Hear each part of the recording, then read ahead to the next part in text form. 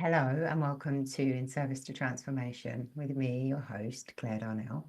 This week we're back with Caro Gomez. Caro is a fashion designer, a shaman's apprentice, a shapeshifter. And when we discussed how do I introduce her, she said that this is all held together with a thread of joy.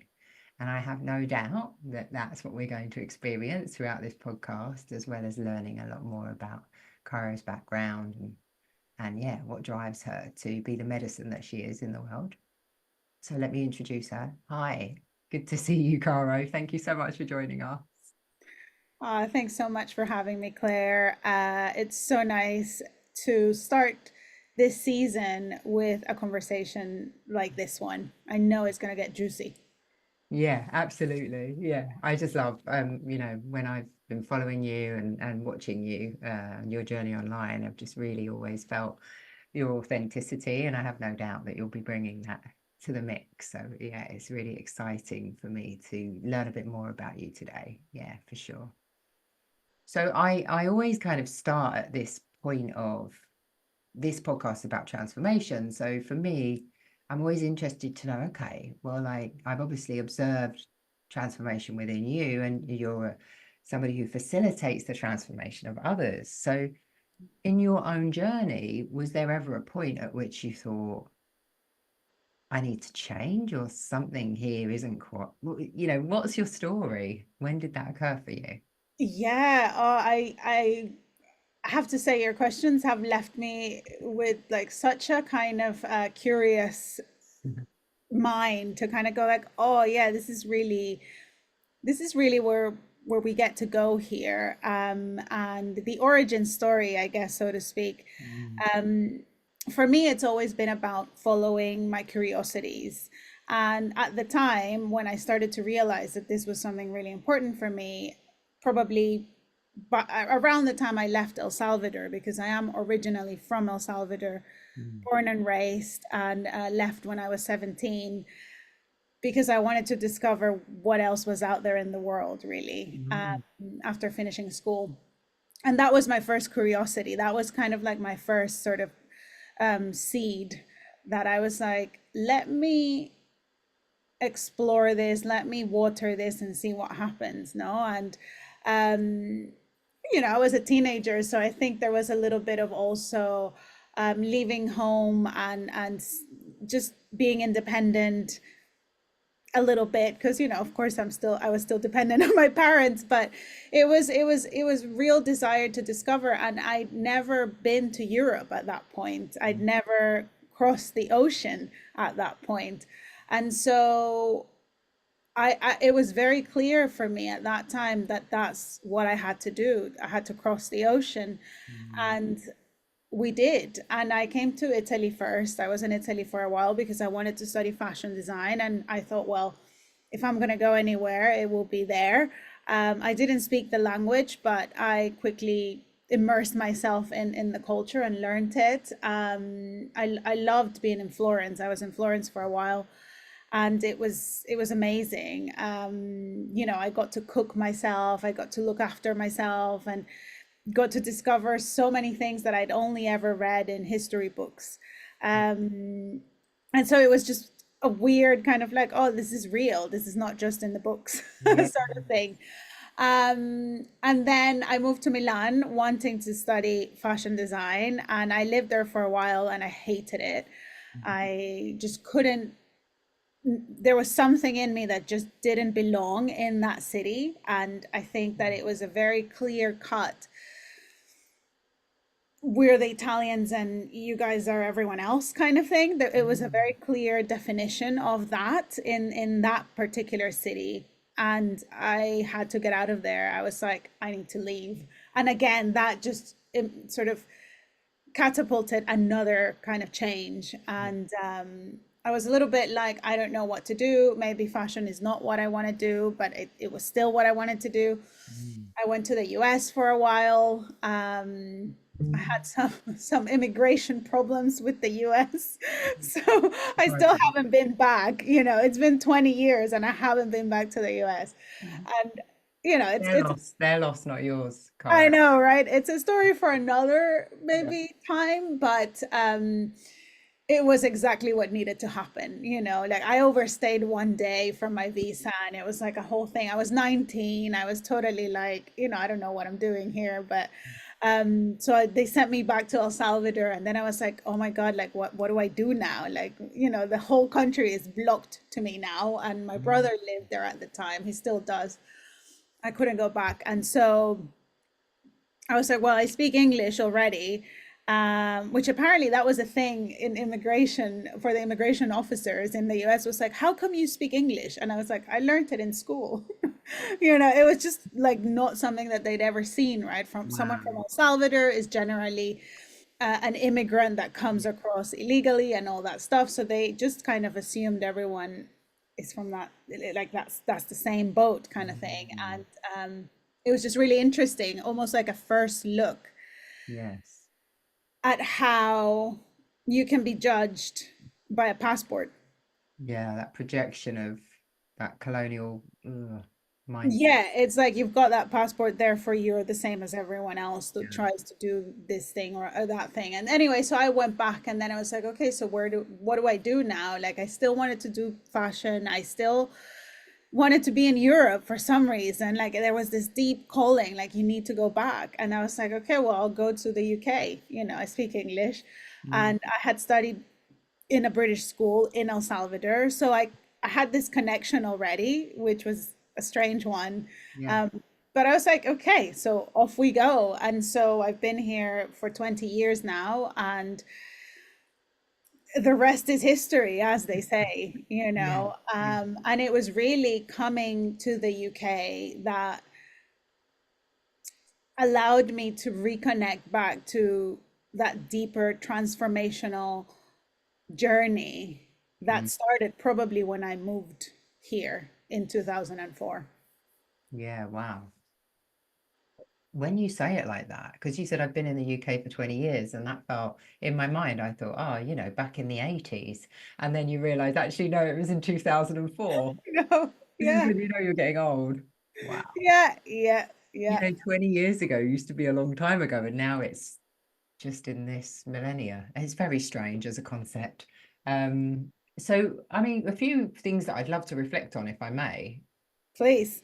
First and foremost, balls of steel. I mean, having the courage to, I'm 17, I'm going to go to Europe. I'm going to go to this place I don't speak the language. What a thirst for life and courage that Mhm. you inherently hold to be willing to do that, and just really feeling that on your behalf right now. Mhm. And then really interesting how you were innately picking up on the energy of the environment that you were in, like Florence versus Milan, and just knowing, oh, this is not for me, and following your intuition all that time ago to lead you elsewhere. And resilience, the resilience in going through this debacle of immigration catastrophe, and then just being like, right, where next? I speak English. Who will have me? And landing here. And what a bonus for us that you have landed here in the UK. So you what happened next? You land, you come here, and where do you go from there? Because you've been questioning about fashion, and like, was it still fashion? Where did you go? Yeah, so it's funny because of course before we started recording you Mm. had that card of the bamboo, and flexibility. Mm. And I think that if anything will overarch, I guess the way I've done my life is this idea of adaptation and being flexible and Mm. kind of going work with what you have, you know. It's Mm. like what can I do with this situation? What can I do with this thing that life is giving me right now? So it was funny because I think about it now, and I spent one night in immigration jail in the US. I was 19. And the thing that really, like, I still have it really clearly in my mind is that I was on my period. So I was bleeding in that moment. So everything felt that much more exalted and that much Yeah. more like, how the hell did I end up here? Like, how the hell did this happen? And also now, 20 something years later, I remember that that moment of being aware that I was in my bleed, I was 19, became really a point of following my blood in a very visceral, physical way, but also quite intuitive way. Yes. And so those pulsations, those desires, those I gotta do this, like I gotta go back, I gotta Mm. try again. That feels very visceral to me. Like it's a very internal pulsating feeling. Um, and so of course coming back here and being welcome here, because it was so easy in comparison to what for me to go to the US to study there or to even go there, it was so easy. And I was just like, oh, it gets to be easy Yeah. as well. Mm. I mean, the immigration process was easy. Then living here and not knowing anyone and being completely on my own was a set of challenge in itself. However, I was so clear that I want to go down the fashion route and this is the place to be. If Italy's not the place to be, then this is the place to be. It's that flexibility again, right? Like you Mm. got to have clear goals and clear dreams and desires and visions, but you might get to those in very different ways. And Yeah. so I was like, this is sorted. I'm going to go to Central St. Martin's. I'm going to graduate. I'm going to like start my fashion line and it'll all be amazing. And I was like, this is great. I've got it all sorted out, right? But I didn't because I didn't get accepted to Central St. Oh. Martin's. My portfolio was deemed unsophisticated. Mm. Um, it was deemed lacking of direction or something like that. I still remember some of the words that they told me Okay. of why I wasn't accepted. And then I was like, okay, so maybe I suck at this and I should just rethink my whole life now. And I went to do textiles design at Chelsea. And to be honest, now in retrospect, I'm like, of course that had to happen that way, because to Mm. me, really, it is the textiles that begin that journey of transformation, of how threads come together that are initially like one strand, but then you weave them together, you knit them together, you put them together and they create a whole tapestry. And Yeah. it's like, oh, yeah, that's the thing that really excites me. Of Mm. course, creating the clothes afterwards is part of that process, but it really begins with the textiles. And, I got to meet some of my closest friends here in that course, and they're still my friends now. So Beautiful. it's funny how things work out, and you never quite see it that way in the moment, right? It's only in hindsight that you go like, oh, of course, that's why that had to happen in that way. Mm. And so I did my degree in textile design, but even then, I always struggled with believing that I was a creative person. I mean, I still, for the Mm. longest time, even during my degree and afterwards, I was like, oh, I'm not really that creative. I'm Mm. not as creative as these guys. I was never like top of my class. I was never the one whose pieces were selected for things. It was just, so to me that meant you're not that good. Yeah. So I really like took that label to heart. You're good, but you're not that good. And so I thought, well, then maybe this is not what I should be doing, Mm. because if you're going to be doing something, you must be top, the number one. Otherwise, find something else. Like Yeah. that was my sort of modus operandi, I Where suppose. did that modus operandi come from? That Mm. messaging? I think it was from growing up, really. Mm. My mom, my dad, her had all, or both of them actually quite not demanding in the sense of like, oh, you need to study and get good grades, but just like a high standard of like how you show up in the world professionally speaking. Yeah. My mom has, well, started a university when she was like 23 or 24 and is still running it to this day. So Wow. she's been doing that for 45 years. So her, her level of how you do something. It's like you do it to that ability in order to be Yes. successful. Set the bar And for high. my dad, I think he's a different kind of creature. He's more of a creative soul, but of course, living in El Salvador, you know, it's a Latin American community, it's a Latin American way of thinking. Mm. It was during the Civil War as well, so you got to go and get a job as an economist or an accountant or something in those arenas. And he is really a creative soul, and he writes and he loves to read, but that's not really where his career went. So it was kind of that, yeah, that kind of expectation of this is what success looks like. It's Mm. this. And Yes. so I was like, I suppose somewhere in me, that was the what Embedded. you had to do, right? Yeah. And then on top of that, I'd always had these very strong, curious impulses to explore different things at different times of my life. And that was always seen, you know, by teachers or even within my family as someone who was unfocused and who Yeah. couldn't just choose a thing and focus on that and do it forever until the day you die. And you know, and it took me a long time and probably until fairly recently to be like, actually, this is my superpower, you know, the Yeah. fact that I can shapeshift Yes. from a textile designer to a fashion designer to a shaman's apprentice to a somatics coach to a space holder to a photographer. Like it really has been that varied in my way of expressing my Yeah. creative spirit, but I just never knew that that was a beautiful thing to have.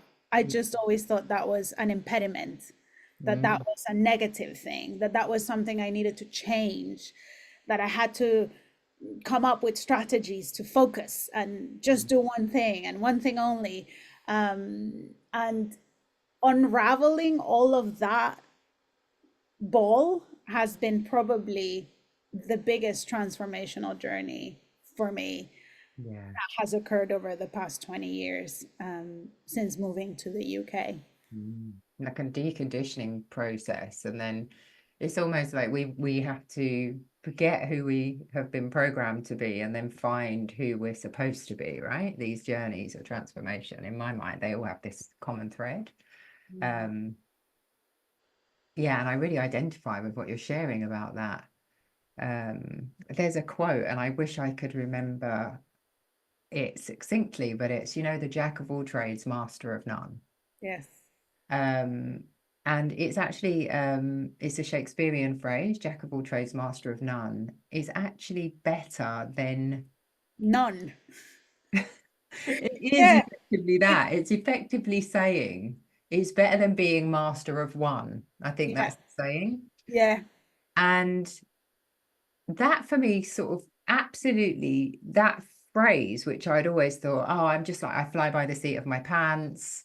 I'm not really good at anything. I'm a bit of a chancer, that imposter syndrome thing that kicks in where you're not really focused. I had some friends who were so like, sure, this is the thing I'm going to be. I'm going to become a paramedic. I'm going to work in banking.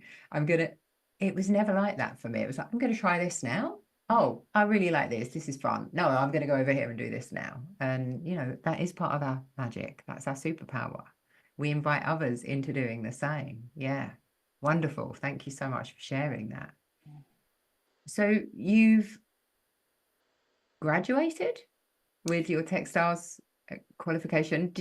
What did you become, a textile designer? How did that transpire? Was it as Yeah. design? No, because like I said, I thought, well, I'm good, but I'm not good enough. And so I went off in a completely different tangent for the next 10 years. And also, at the end of my third year of university, I got pregnant. So I became a mom at 23. Well, I was 22 when I got pregnant, and she was born when I was 23. So, you know, young, really. Yes. I mean, now I'm like, wow, yeah, that was young. I mean, in today's, you know, era, right? And it really, but you know, like I really genuinely believe that that is exactly, again, what needed to go down, because becoming a mom at that age, especially when I was finishing my degree, again, another moment of like twist, of transformation, of like this new phase, this new way, this thing that is happening to you and for you and in you Mhm. is the catalyst for your next transformation. And that was really, if I trace it back, the point where I was like, roots are important to me, ancestry is important to me. I Her name is Maya, and she, of course, carries the name of the people, of the indigenous people of Mesoamerica, of El Salvador, Guatemala, Mexico, Honduras, Nicaragua, Costa Rica, of that whole area that was habitated by the Mayas, you know, and it was, I knew it almost immediately that that was going to be her name Mm. and that she was going to carry that name. And to me, it opened up this whole other area or unexplored territory of self, right? Of identity, of how do I connect with my roots? How do I connect with where I am from when I'm not there anymore? When I Yeah. don't live there anymore? When, by the looks of it, especially at that time, I was going to create a life here for us because Mhm. I wanted to finish my degree. I didn't want to stop and then maybe come back. I was like, I want to finish this. Yes. And I spent a good amount of time writing my thesis at the time, which was around bringing together the indigenous artisan craftsmanship of El Salvador and the modern contemporary ways of doing things of Europe. And so that was my thesis Mm. 20 years ago. And it's funny because that's probably what I still do now. Yes. Um, and I thought, well, I'm pregnant now, so I really need to do this thesis before she's born because I'm not going to be able to do it then. Mhm. And I did, you know, and it was, I read it back now, it was published in a journal and it is part of the university's library as well. And I was like, I wouldn't have been able to tap into this had I not had a life growing inside of me that Mm. reminded me of the importance of ancestry, of roots, of connecting, of even when you're like so far away, you know, metaphorically or physically from who you are, if you have solid roots, then you can always come back to that and you'll be Mm. okay. Mm. Yeah. Yeah. And so, you know, so even with that, like I went away in a whole different direction. I was doing events. I was doing I ended up working in a company which is still avail, you know, it's still now as a thing that they do, and they do games, dancing and singing for adults. And the Mm. whole point is like we forget, you know, when we grow up that we also need to play and we also Yeah. want to have that inner child alive in us. And so that company is called the Fun Fed, and they're still around. And that was my first job out of university. And I actually didn't get the job, they gave it to someone else. But in true bamboo style, I stuck around, you know, and I was like flexibly like Mm. hanging around and coming to their events and just being present really. And Mhm. eventually they offered me a job, and that, again, another little seed in that story, because that was for me the introduction of personal development work, Yeah. of the importance of play in Mm. adults' lives, the importance of moving your body, dancing, singing, Mm. even when you're not a singer, quote Yeah. unquote. You know, Yeah. we all have those of us that Mm. can, you know, vibrate our vocal cords. We can sing. Yes. So you know, it's all it's like the beginning of taking away all those labels, right? Like, oh, Mm. if you're not a singer because you can't sing, you can't hit a Yeah. note, you know. And it was there where I was like, oh, actually, no, I love singing. I'd never done it because I always thought, oh no, you can't sing. You know, Yeah. someone told me, I think once, like, oh, you can't sing, go to the back. you Yeah. know, that thing in school, right? Yeah. Oh, yeah. I was there too. Yeah. Yeah, yeah. But you know, the truth is, and the truth is that you can't, you know, it's Mm. just getting rid of that conditioning of those labels of those things. And eventually, after like different other routes down the path, I ended up so far away from being a creative, an artist really, Yeah. that I realized, oh wait, no, I am actually a creative person and I'm an Mm. artist, Yeah. and I need to own that now, because I ended up in property development, if you can believe Wow. that. Because that's quite a contrast. Well, I mean, there's a lot of creativity in property development, but it's a different medium altogether, right? For It's a a different game. whole It's other like a game. whole different. It's a whole other game. And what is so funny is that like it was again a pregnancy, so my second daughter, who made me realize it was like, what are you doing? Like, we need to reassess the situation, no? Because I Mm. remember like I hated that job so much that I was like, okay, because we'd been putting off having a second kid. I was like, oh, it's just so hard, you know, and my family isn't here, his family isn't here, so it's just so hard because it was always on us, you know, us two and friends maybe. Yeah. So we put it off, and then I ended up in property development, who was a company that belonged to the guy who started the Fun Fed. That's how I ended up there. But I was like, I need to get out of this. I was like, I know, I'm gonna get pregnant. This is the best moment to do it. And I did, you know, I did. And then That you was got like, stalled again by pregnancy. I was like, Yeah. I'm gonna use my pregnancy to get out of this one and to, I don't know, to just, you know, probably not the best reason to get pregnant, but definitely like it had to be that way. And so when she was born, I was like, thank you so much. I'm not coming back. So, and her name is Cielo, which means sky. And to me, it was almost like this metaphor for like, okay, the sky is the limit, as they say. So go Mm. for it now. And so since she was born, I've been on a path of again deeper self discovery, figuring out how to do things without working for other people. You know, Mm. freelancing or setting up my own business, but you Yeah. know, changing it a few times along the way. Like I Yeah. started doing like social media management, and Mm. then I moved to children's, diverse children's book authors and managing their accounts. And you know, it was like a whole kind of like maze Yes. that has led me to where I am. And I have to say, you know, I did launch my fashion label. I do design textiles. I hold space, which is something I learned on my first job, facilitation, being in the body, dancing, singing, you know, connecting to things that are less tangible than property. So, you Yeah. know, we talk a lot about spirit here, Mm. ancestry, and it really has become a full circle thing now, I think. But there's always more. There is always more to Always explore more. within Yeah. ourselves. Yeah. I think, Totally. yeah, we need to allow that space of internal exploration to be there until the day Mm. no longer here in this 3D body of ours. I Yeah, think totally. just, I mean, you even touched on parenting, right? Parenting, I mean, pregnancy undoubtedly is a portal, yeah, for the individual holding the child in utero. And then there's the parenting after.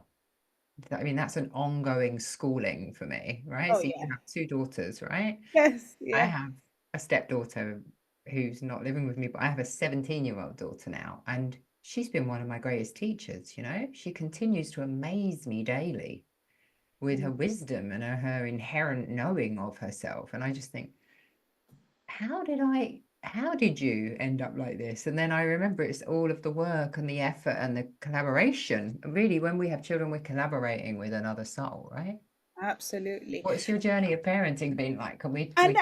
yeah, and I think because I know we were like, oh, GCSEs or whatever, you know, like we had a few exchanges in that, right? Because it's such a massive thing. But I also have to say that seeing her she'll be 17 in January, and like remembering myself at 17 as well, which is was when I decided to you know start this kind of new chapter in my life.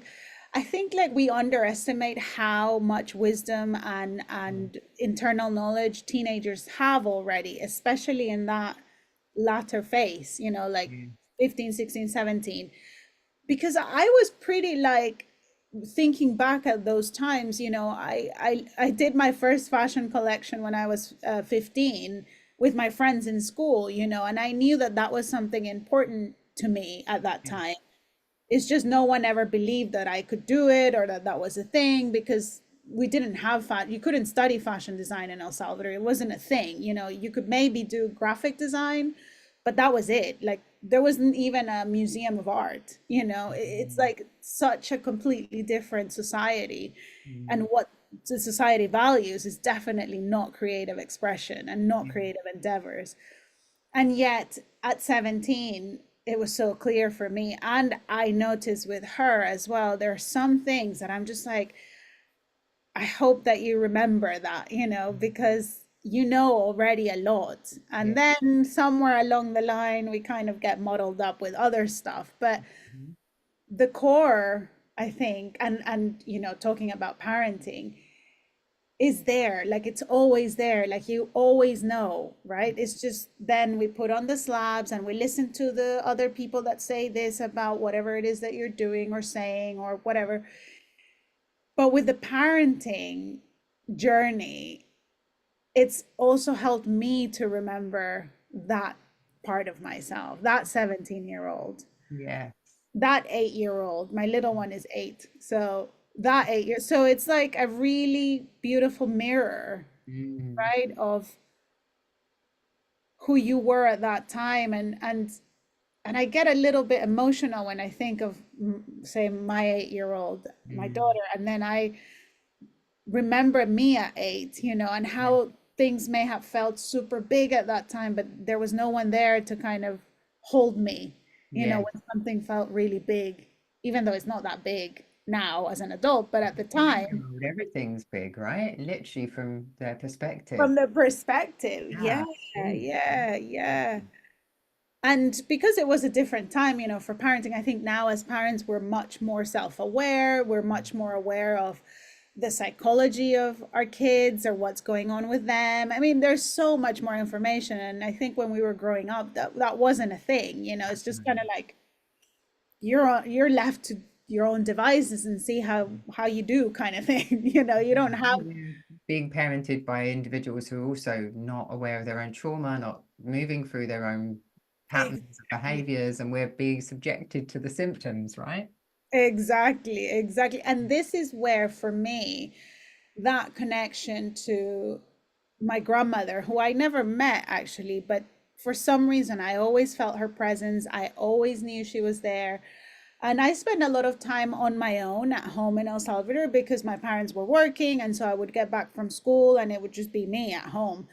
But I could sense, I mean, and I am like, like I can touch this cup of tea here, that she was there, and I would talk to her and I would say how my day was, and then I'd be like, oh, and this happened and that happened, and that to me was just like, I assumed everyone did that, and then I realized that that wasn't the case, but it is really something that continues to inform the work that I do now, and also how I parent my kids, so Mm, that they talk to them. yeah.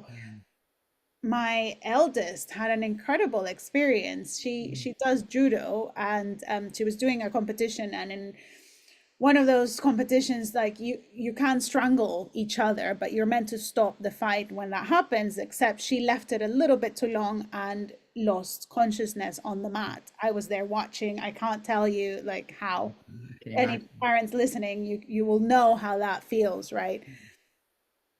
But she said to me that in her, she fainted essentially, and in that moment she later said to me that she had this vision of her grandma or great grandmother, so my grandmother, was playing some music in her world, right? And that she saw her wearing this green dress, and everything was kind of like green light, and she was playing these on a old record player.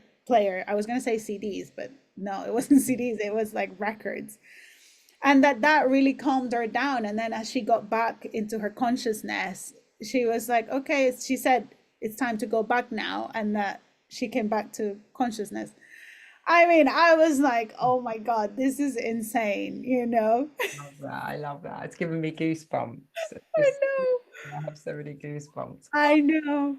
It's like you can't explain that stuff. And I'm like, that's the world that I'm really interested in, Mm, curious, yeah, excited by nowadays. agreed. Yeah, agreed. And I just want to vibe off of that. Yeah, have more so and more so as I've been on this journey of my own, like been remembering how connected to spirit I was as a child, how I would see people sat at the end of my bed, how I just knew that I wasn't alone in moments of severe loneliness, and how I've just been so inherently protected my whole life, in spite of some of the things that, we maneuver through and we experience, which are, let's call them traumatic. We keep going. Myself, perhaps I see the resilience in you because I possess such a strong sense of resilience in myself. And what I love in witnessing my daughter and her expression is just how she's deeply connected to reading energy and exploring and like just being comfortable with, she can read a situation or a person and just know exactly what to do without even having to question it. It just is. Mm. And it's been fascinating to me as she started to get older, where we might share. I don't take all of my stuff to her. There's like is an element of like, okay, I'm still a parent, right? But Yeah. there are just, as she's maturing, I'm really valuing her input on specific situations, and she might invite me. She's a projector as well in human design, so Oh, yeah. yeah, Me too. she's really vibey. Yeah, and wonderful teachers. So we've been speaking a lot about, oh, you have this skill, and your skill is being able to read a situation and actually to lead others. So you know what people need, but you have to wait for the invitation and all of these things. Yeah. But we were discussing, and she was giving me perspectives on situations that I've had, maybe with individuals or situations, which was so refreshing to me. And I just feel like that inherent knowing is so valuable. And I do feel it's the benefit of growing up with a really aware and spiritually connected parent, Mm, without a doubt, who makes it okay to feel those things because it's not squashed. Oh, yeah. like, don't be silly. That's not true. There's none of that going on here. Yeah. Yeah, absolutely. And I think that is such a gift because you're right, as children, we are really connected. Mm. It's just as we get older, right? Like we kind of unplug from that world Yeah. because, it's weird, because it's woo woo, because it's this, because it's that, and you start unplugging. Mm-hmm. And for those of you who are listening, I'm kind of doing this like unplugging plugs Unplugging motion motion. Yeah. because it does feel like that. And I think, yeah, I mean, in the world that you and I move into, this is Mm. okay. And so we start plugging them back in, Yeah. right? And it's like this light just Whoa. starts getting that much more powerful, Yeah.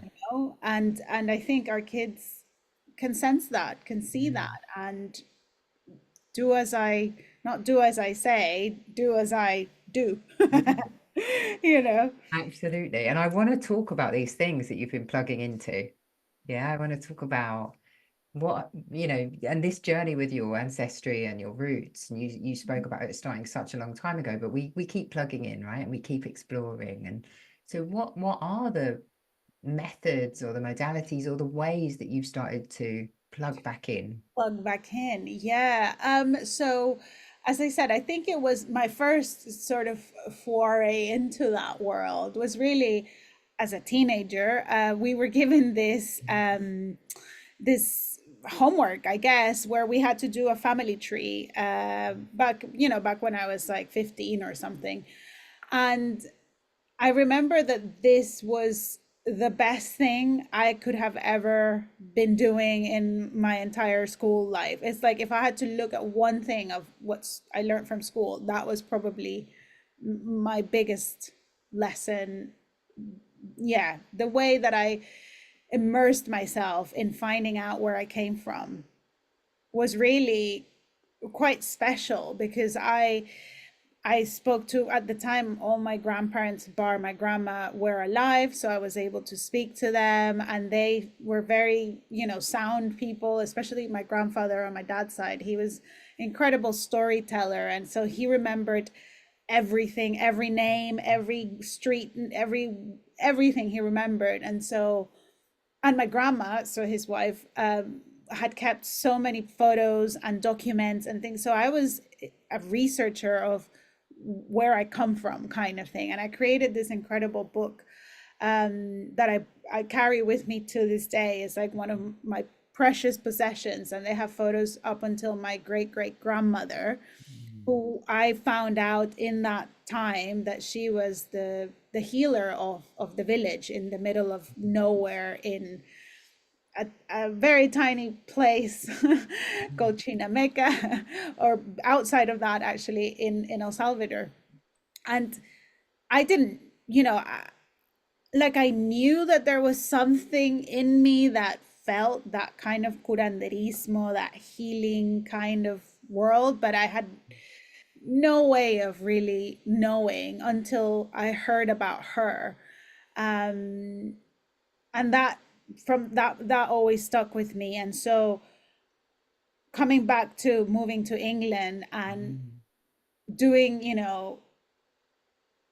events and groups where we were connecting with our bodies and dancing and singing and playing, that spark got awoken. Is that word? Okay. Awoke, awoke again in conjunction with becoming a mom.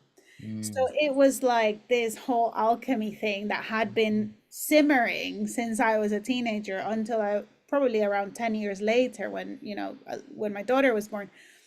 And that really started to alchemize and bring that sense of like connection to my roots, and especially through textiles, which is Yeah. why I've always connected to the fabric of things, because they tell stories, textiles tell stories of where it comes from, how it was made. And um, that was really kind of the moment where that began, that particular plug was around ancestry, and it was through moving my body.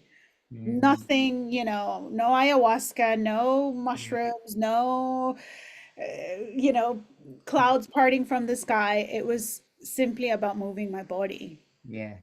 And like something awoke, just from that kind of moving my body without intention, Yeah. but with intention of just shaking things that I've never shaken before. No, it wasn't a choreography, it wasn't Yeah. a performance, Yes. it was just movement. Yeah. Yeah.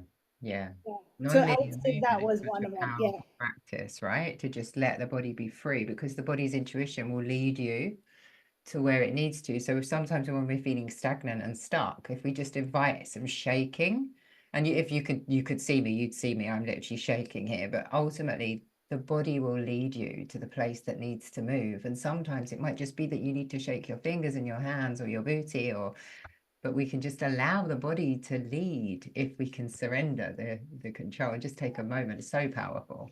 absolutely. And this is something that we've been doing from the beginning of time. That's right.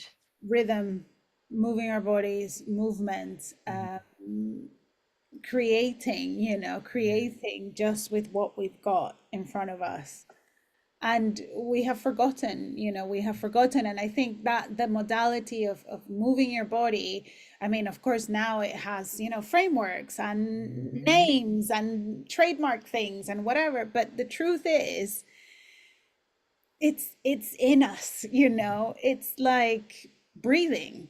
It's Yeah. like breathing, but we really have forgotten. And like you know, like I think this is probably why you and I connected in the first place, was because you are someone who expresses themselves through movement, you know, through shaking, through whatever the thing is that needs to move through. And I'm the same. Like I can tell when I haven't moved my body. Like I know what's when I feel a bit like something's not quite, ugh, Yeah. I know it's because I think, have I moved my body today? And if I haven't, that's the reason. And I do, and then I feel better.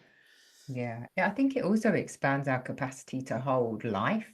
So for me, somatic practices, the best thing about them has been creating a space that I'm actually devoted to moving my body in, and enables me to experience big feelings that want to come through, because sometimes it isn't just like expansion and joy. Sometimes it's grief, sometimes it's rage. And it's in those moments of having facilitating for myself my ability to actually express fully my rage.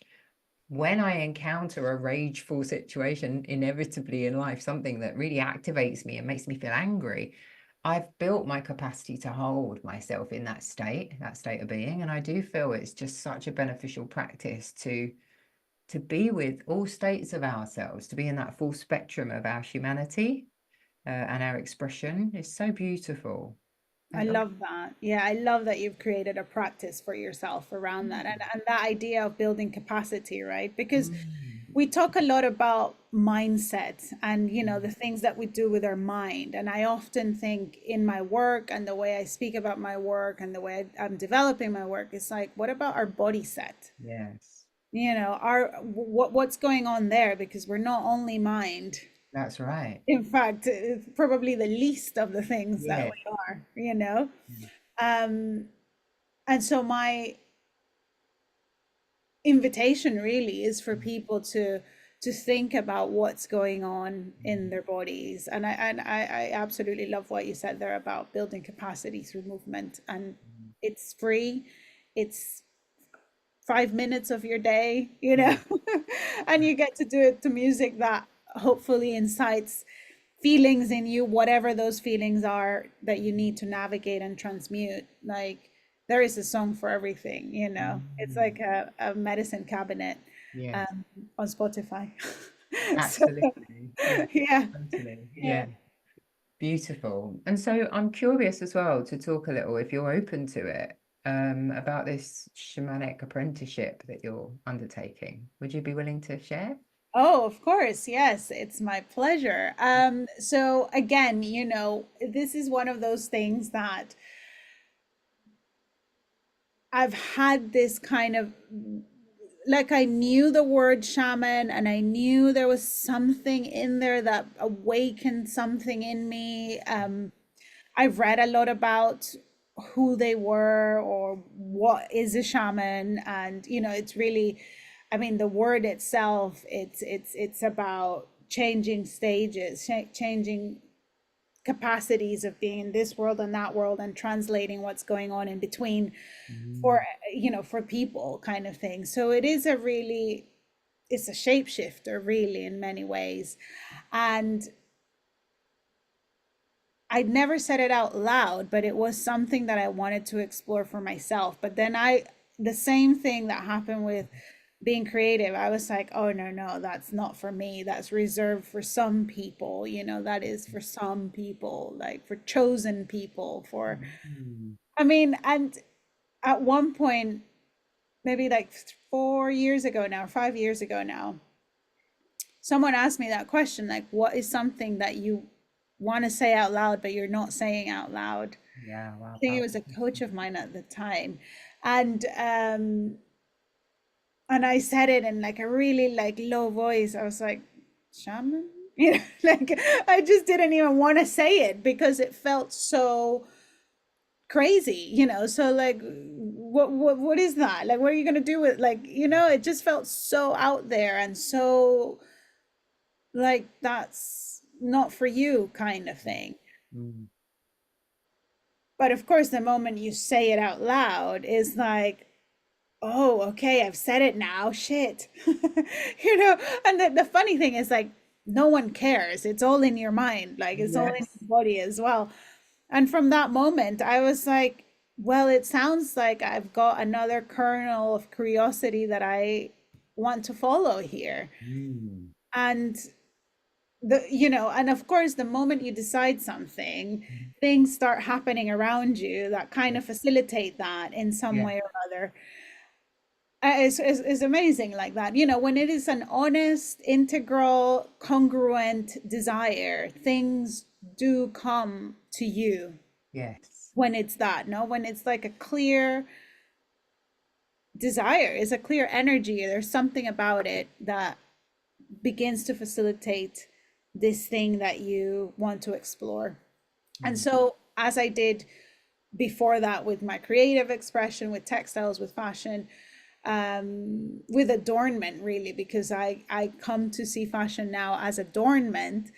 I was like, yeah, this is the next step. It's almost like creativity, like the physical expression of my creativity was a portal to this deeper land, Yeah. the underworld, which is, Yeah. where I like to play. Yeah. And I remember I was like, I had been planning to go to an ayahuasca retreat for a while now. Like it's, something that I've been, just like not rushing it, just like when it comes, it comes, it's fine, and there was one that was coming and I was like, yeah, this feels really good. I'd paid for it. It was, I was ready to go. And then I read a book and what was the name of the book? It escapes me now. Something of the jaguar. It was something of the jaguar. And in there, the guy mentioned something about Guatemala and the jaguar. And I was like, immediately, that pulsation of blood that we spoke at the beginning, Mm. boom. I need to explore this guy and I need to explore Guatemala and the jaguar and what's going on here. Immediately I knew that was a clear, this is the thing you need to go and do and find Wow. out about. Yeah.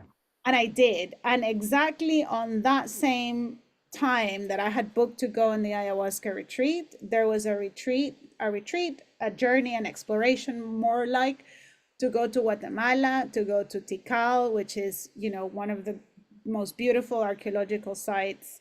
Mm. Well, archaeological is what we call it now, but Yes. of civilization of the Maya that ever existed. Mm. And it wasn't exactly the same time. And I was like, Wow. I need to go there. What a cosmic joke as well, right? I love Yeah. when it does that to us. Yeah. Yeah. And that was it. And so I had to get out of the other one. And, it was like a whole pavlava in terms of admin. But it was, I knew it had to be, like, it had to be. And so I did. And when Mm. I went on that journey, I met the shaman who's now my teacher. And we've been working together for the past 3 years. I go to Guatemala about once a year to kind of immerse myself in the teachings, in the learnings. It was a whole probably year where I was like, who am I to even do this? Can I even do this? I mean, questioning it because, and this is really important for me to say, because I am of mixed heritage, right? I am of Mayan heritage, but I'm also Spanish heritage. And Mm. so I carry the colonizer's blood in me. Yes. And that journey of acceptance and loving that part of myself, Oh, such medicine. Yes. oh my God, that has been like, and I feel really emotional even thinking about it because for so many years I denied myself, not the indigenous Mayan side. I've always been so proud of that. And Yeah. so, like that's why my daughter is called Maya. Mm. But of the other side, Yeah.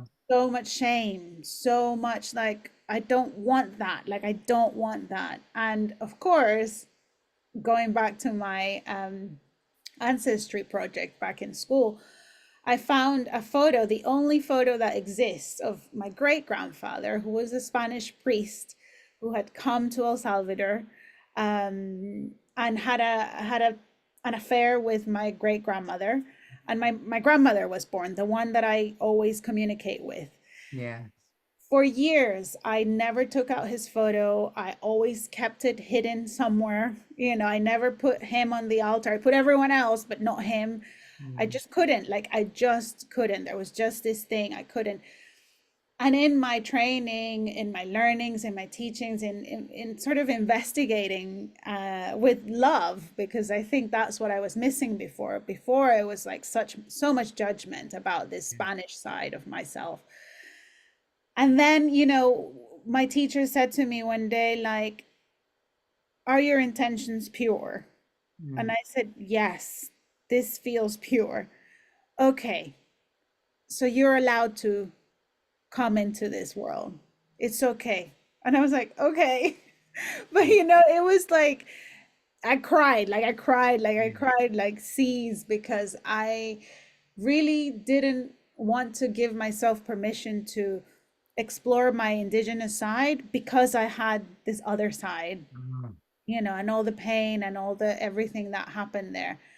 And now I've also learned, or maybe chosen to believe is maybe a better word, that within all that tumultuous shit that happened with colonization and that time in history, I want to choose to believe that my great grandmother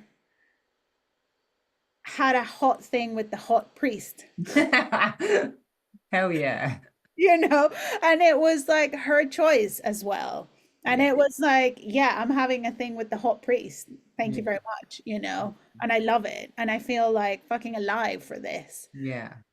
I mean, that story feels much more true to me, even though I have zero evidence of that, Yeah. than believing that maybe she was taken advantage of or she was a victim Mhm. or that, you know, she had no word, no say in the matter. You know, it's just, if I'm going to choose to believe one of the two stories, I'm going to choose the one that I can see from the lineage of women in my path is the one that feels empowered and that feels like, yeah, it's my choice, it's my decision. I Yeah. want to explore that. Hell yeah. I've got, I just want to celebrate you for sharing this and how important it is. And if not for anybody else, as a recipient of this, these codes that you're sharing, it's so similar to my own story. Um, and yeah, one that I've held so much shame around the part of me that, so I never knew what my heritage was, but I always knew that I wasn't, I'm going to say white, for the sake of my mum, you know, like looking at my mum, and my mum was not white. So as a person who was born off my mother, I was like, what are we? And my entire life would be asked, well, what are you then? You don't look fully English. Are you mixed race? Are you, you know, or whatever name it was then, which was less safe, was quite unsavory, but we won't say that now. But I was questioned about my heritage constantly, and my sisters were too. And when we would ask my mum, she would say, I don't know. So she was illegitimate. It transpired she was born under a shroud of shame, and her brother were both mixed race. And what's fascinating to me is I only found out just literally a handful of years ago via DNA testing what my heritage is. Oh, yeah. And it's, well, let's call it Turkish Cypriot, but that was only because Turkey took over Cyprus. And ultimately, it's Cypriot, but it's also Sudanese. And this beautiful, rich heritage that I, through meeting this long lost family, my mum is one of 25 children from her, Wow. yeah, who's now sadly passed. Her sister is the artist, her half sister is the artist Tracy Emin. So Tracy Emin's father had these properties, and he obviously was a sex addict. He was a Lothario, and he was really charismatic. And my auntie, and how I pieced all of this together, and what's so crazy is I was reading an autobiography about Tracy Emin Hmm. about 20 plus years ago. And I said to my aunt, there's a chap in this book who is called Enver Emin. And my aunt, when she was showing me the photographs and we were building the family tree, literally like yours, and unpacking these stories together, had said to me that there was a man who used to visit the house called Enver Manning. And this gentleman she thought was the father of my uncle and my mother. And And that was all she'd ever said, and it planted the seed. And so when I was reading this book about Tracy Emin, I thought, this is too uncanny. Houses in New Cross, where they were living at the time. Mm. Cut a very long story short, it transpired that, yes, indeed, this woman is my mum's half sister, and there is a connection there. And so I knew 20 years previous by reading this book that it was the case. Spirit was nudging me in the right direction. And yeah, through meeting is he my uncle? Yeah, but through meeting my uncle, my mother's half brother, I've learned about this beautiful Sudanese heritage. And also there's all of this story of slavery. So my great grandfather, Suleiman, was Sudanese, and he was kidnapped and he was taken into slavery, and he ended up in Cyprus, working in indentured slavery his whole life, but he was allowed to marry. But his father, the reason he never returned home was because his father had also made great wealth from slavery, from selling others into slavery. So it makes so much sense for me now why I've had this internal quagmire of my white shame and this knowing of more. There's more, like this beautiful, rich heritage that I want to be a part of, that I'm drawn toward. And so finding that out for me was so important. And I'm probably not as far ahead in terms of unpacking it as you are, but Mm-hmm. it's such a beautiful journey, right? To start to Mm. integrate these pieces that, yeah, the shame. I'd rather own my Irish heritage and my Scottish heritage than I would my proportion of English heritage, for instance. But I have such a rich tapestry. Yes, and these are the threads that make your tapestry, right? All of them. Because Exactly. if you take one out, it unravels. Yes. And we're all at some point, when you think about ancestry, we have thousands of ancestors, and colonization and has been happening for thousands of years. We all are mixed. We all are. And we all have Spanish, English, Dutch. We all have these other Bits of everything. colonial Yeah. bloodlines within us. Absolutely. And oh man, I love that story of your, I mean, I just adore listening to people's stories of their family trees. I don't know, there's something about that now, like I know that I was like, yeah, I get it. Like I can see, I can even see it. Like Mm, there's, yeah, totally. Even with the Tracy Emin connection, mm. I can see it. Just see, There's right? something, the energy, the mannerisms, the voice, even, especially because I saw her the other day. I was in Margate Mm, at an exhibition of a Salvadoran artist, mm, and he's a resident in one of her kind of place that she has in Margate, and she was there. And now that you say that, and I'm like, oh my God, yeah, I can see the specks, mm, the threads. mm. But yes, coming back to your comment there about how we're all kind of threads and mix of that. I think the opposite of that is this, I don't know what this desire, this thing about purity, Yes. that we have.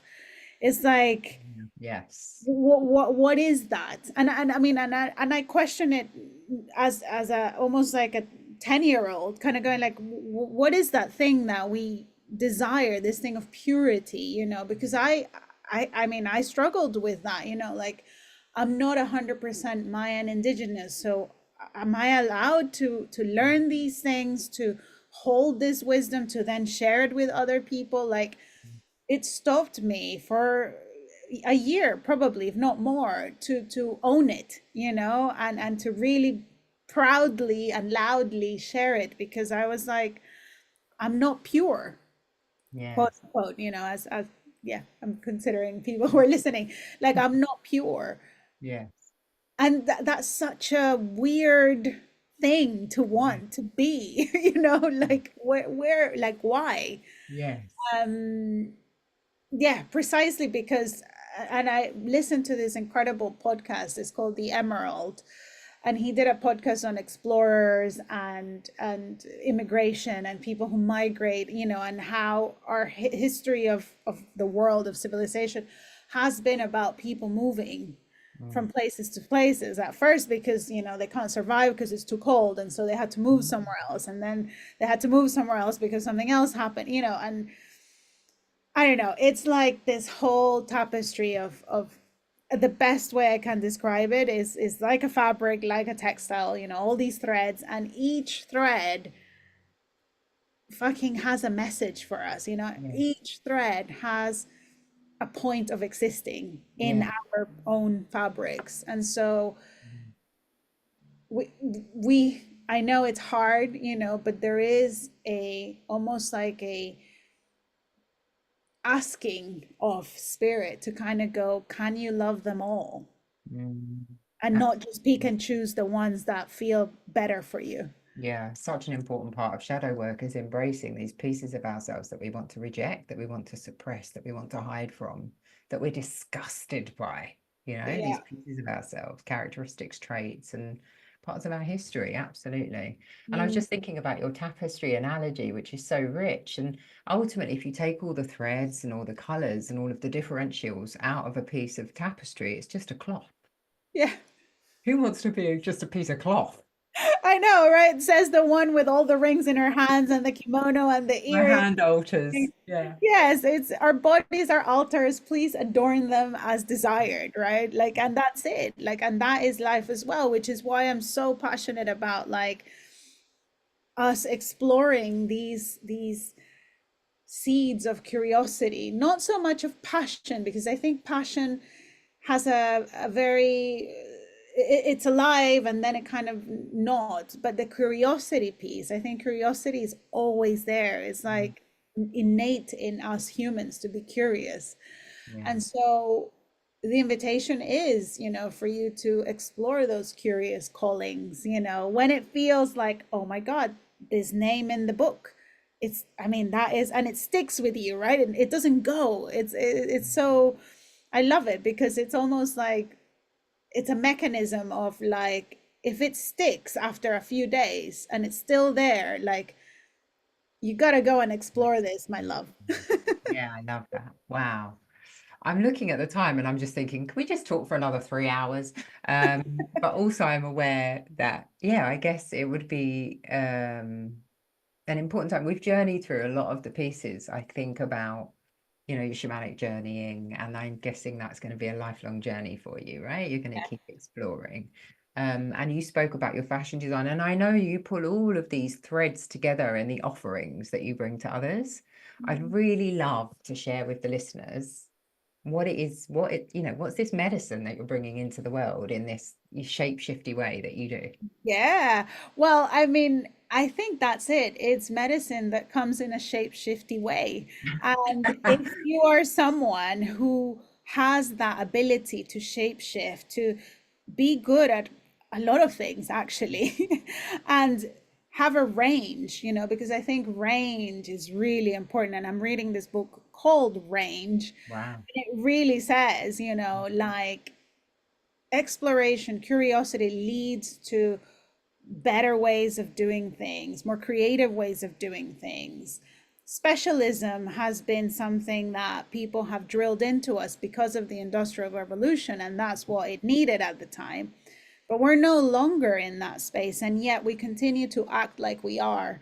And so, what this new iteration or this new revolution calls for is for people who are able to shapeshift. It's for people who are able to transfer skills from one place to the other and can bring them together in their own unique ways. And so I work with people who are this, who identify as this, and kind of go like, oh my God, that's me. I always thought I had to choose and be one thing, but I don't want to. My body like screams every time I try to just say, okay, I'm just going to have a fashion design line, which is what I was doing. And I had to like constantly squash down these desires to do other things because that's not what you're supposed to do. Yeah. So if you're someone who is like, actually, this is really exciting, I want to explore these other parts of me, but I don't know how to bring them together, then talk to me because this is what we do together. So I work one to one with people. I have a program called Shapeshifter, It's a 12-week program. And I just finished with someone who's an artist. She is a healer. She's just come back from Peru. She's gone on a shamanic journey as well over there. She's a herbalist as well. She works with plants. I worked with someone else who, a textile designer, a fashion designer, a healer, singer, and a hidden disability champion as well. So, you know, it's like I'm interested in the myriad of who we are and Yeah. how do we bring it together so that it makes sense to the world, which Mm. expects you to be one thing. Yes. Because we Oh, get stuck. It's really easy to get stuck in like, how do I do this so that people understand what I'm doing? You know, mm, and when people ask me like, what do you do? I am able to say something that makes sense. yeah. I mean, it's a simple thing, but the moment you're able to identify it and say it, it just changes how you show up in the world. I Mm. mean, I can't tell you, like the moment I started to own these things, it's like collaborations, you know, being invited to podcasts, being invited to panels, being invited to um, events and festivals, because the thing is, people are thirsty to see you. Yes. They just don't know. Mm. But once you start, you know, shedding out some of that magic, it's like, give me more, right? Yeah, and it's such a medicine journey for us too, right? When we start putting ourselves out there Yeah, to receive projections, to move through shadows from self and like the ideals of what we're telling ourselves we need to be. And so we're constantly learning, morphing, and changing in that leadership and holding space. absolutely, Yeah. absolutely. And that, and also one of the things that brings me the most joy in the world Yeah. is talking about ancestry and listening to people's Yeah. stories about ancestry. And so for the Day of the Dead, which is the 1st of November, Mm. I will be hosting a dinner for our ancestors. And we will have a space for our ancestor and for you. You invite your ancestor, whoever you want it to be there, and we will talk about them and we will remember them and we will share what they like to eat maybe or what they like to drink, and this is how they don't get forgotten when we talk about them. And I, you know, that to me is like an offering of the heart. It felt a little bit scary to put it out there at first because it was like, that's crazy, what? But Yeah. actually it makes 100% sense. And yeah, it's going to be small at first because I think I'm testing it out and seeing how Mm. we go, but I have the vision of, I want to meet your ancestor and I want to learn about them, and I want us to remember where we come from. Yeah, beautiful. I'm just loving these. So these opportunities for people to work with you effectively are through one-to-one offerings. And I know you hold regular, or at least you were prior to the Yeah. summer, you were holding regular monthly gatherings. And so do you Yes. plan to hold more of these in addition to your Yeah, absolutely. November I dinner? love connecting with people. Meeting people is one of the greatest joys I have. You know, it's probably why I like to explore, because I get to hear from people's lives, you know, and it's just so beautiful. And in gathering, and we gather and we drink cacao from El Salvador. It's from a volcano, a plantation at the bottom of a volcano. So the taste of this cacao is like Mother Earth, you know, in its purest kind of form. And you get to prepare it, and you get to drink it from a particular receptacle that is how we drink it in El Salvador. And to me, sharing those details of how we do things and bringing it here, Yes. going back to my thesis, it is that kind of like sharing a way of doing something over there whilst doing it here. You Yeah. know, we dance. I mean, last time we were dancing to Tina Turner and Dirty Dancing. And, you know, it is a very spiritual experience. And also, it's a very fun and light and playful experience. Yeah. And we do shamanic drumming. So you go on a drumming journey, Mm. whilst I drum, you dream. And then we share that and connect over food, because, of course, food connects everything, Mm. connects everything and everyone. There's so many yummy threads to this. And we keep trying. I keep trying to come to these events, right? And there's just been something in our field which the dates are never aligned. So I need to make that happen in the future. Yeah, no, I mean, it's look, there is no rush with this work. I think, The human in me wants to be there, right? So I'm yeah, yeah, yeah, yeah. happen. It's gonna happen. And, Yeah. with anything that we're doing, and the more I do this, is like, this is my body of work, this is my legacy. And if you're in that process and in that journey as well, it takes the time it takes, loves. It really does. And we're a stepping stone in the whole tapestry here. Like the ones that came before us and the ones that are coming after, Mm. we're a thread. So Yeah, we are. it's cool. Whatever the time it takes the time it takes. Yeah. I think it's also really exciting that you've launched a podcast. Am I correct? Yes, indeed. And it's called Shapeshifter. Mm-hmm. So we talk about all these things in there, and really, how do you live a life or lead a life where you're able to be all the parts of yourself without squashing any of them down. And, there are, of course, things that one must consider. And we talk about those things as well. But generally speaking, it is about, yeah, allowing all the parts of you to come and play. Beautiful. Thank you. So it feels like a really good place to start to wrap this up. And there are always a couple of questions that I like to ask at the end. And we have a range of different listeners that are tuning into the podcast, and some of them are embarking upon a healing journey. So maybe they're exploring different things. And I like to ask each guest, what would you have to offer to these individuals who are, yeah, looking for transformation? Do you have any pearls of wisdom you'd like to share? Yeah. Well, I think I would say follow your curiosity Mm, and trust it. yeah. It won't lead you astray. Mm. And remember to dance. So Dance along the way. yeah, I love that. It's so clear. And with those that want to hold space for others that have a desire to facilitate, to share their medicine, what's your nudge for them? Yeah, that's an interesting one, because I was always really scared of facilitating spaces, because I had been around people who are masters at that craft of facilitation, and it is really a craft. And so I was like, oh yeah, I will never be like them. I'm just not going to do that. Mm. But and it's that thing, right? It kept coming back. You have to do this, you have to do this. And I kept saying, no, no, no, I'm good, but I'm not that good. Right? Is that thing? And it turns out that I am that good. All I had to do was start. Mhm. Yeah. So I think that's the thing. It's like, be okay with not being an expert, not being a crafter, a craftsman, craftwoman, craft person at this, because if you've never done it before, there's no way you will be. So let's just admit that, let's just be okay with that. It's cool.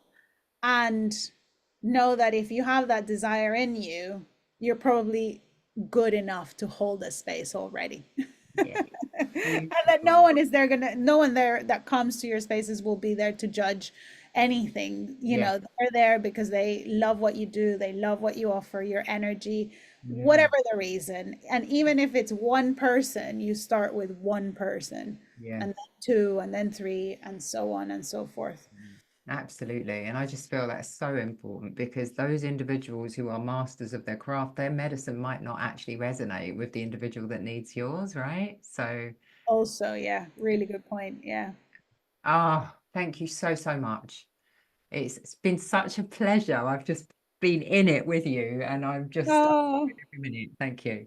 oh, thank you so much for having me, Claire. And thank you for just being so unapologetically like, this is my rawness, this is my joy, this is my anger. I mean, it's such a joy to watch you over the years, really, and now to connect and to get to know your story, where you come from, and such a treat. So thank you. Thank you, Caro. Thank you.